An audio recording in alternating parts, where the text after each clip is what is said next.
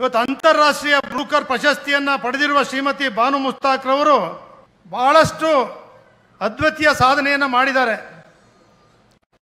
35 ಭಾಷೆಗಳನ್ನು ಭಾಷಾಂತರ ಮಾಡಿರ್ತಕ್ಕಂಥ ಯಾರು ಮಹಿಳೆ ಇದ್ದರೆ ಏಕೈಕ ಮಹಿಳೆ ಬಾನು ಮುಸ್ತಾಕ್ರವರು.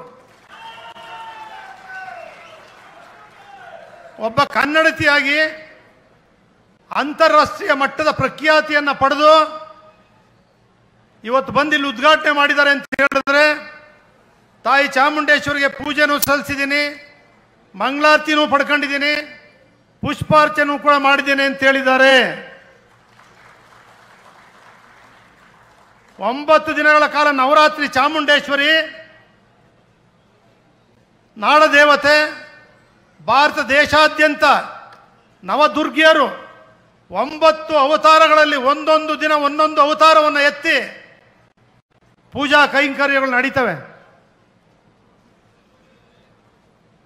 ವಿಜಯನಗರ ಅರಸರ ಕಾಲದಲ್ಲಿ ಯದುವಂಶರು ಪ್ರಾರಂಭ ಮಾಡಿದ ದಸರಾ ಶ್ರೀರಂಗಪಟ್ಟಣದಲ್ಲಿ ಪ್ರಥಮವಾಗಿ ಪ್ರಾರಂಭ ಆಗಿ ಮೈಸೂರಿನ ಮಹಾರಾಜರು ಮೈಸೂರಿನಲ್ಲಿ ಏನು ಪ್ರಾರಂಭವನ್ನು ಮಾಡಿದರೋ ಇವತ್ತಿಗೂ ಕೂಡ ಅರಮನೆಯಲ್ಲಿ ಪ್ರತಿಯೊಂದು ಕೈಂಕರ್ಯಗಳು ಕೂಡ ನಡೀತವೆ. ಈ ನಾಡಿನ ದರಿದ್ರ ತೊಲಗಬೇಕು, ನಾಡಿಗೆ ಸಂತೃಷ್ಟಿ ತರಬೇಕು, ಸೌಹಾರ್ದತೆಯಿಂದ ಬದುಕಬೇಕು ಅಂತಕ್ಕಂಥ ಪೂಜಾ ಕಾರ್ಯಕ್ರಮಗಳು, ಕಲೆಗಳು, ಕುಸ್ತಿಗಳು, ಸಂಗೀತಗಳು ಎಲ್ಲವೂ ಕೂಡ ಅರಮನೆಯಲ್ಲೂ ಕೂಡ ನಡೀತವೆ.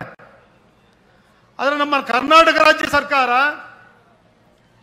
ಈ ವಿಶ್ವವಿಖ್ಯಾತ ದಸರಾದ ಜವಾಬ್ದಾರಿಯನ್ನು ದೇವರಾಜ ಅರಸವ್ರ ಕಾಲದಿಂದ ಹಿಡಿದು ಇವತ್ತು ಮುಖ್ಯಮಂತ್ರಿಗಳಾದಂಥ ಇದೇ ಕ್ಷೇತ್ರದಿಂದ ಗೆದ್ದು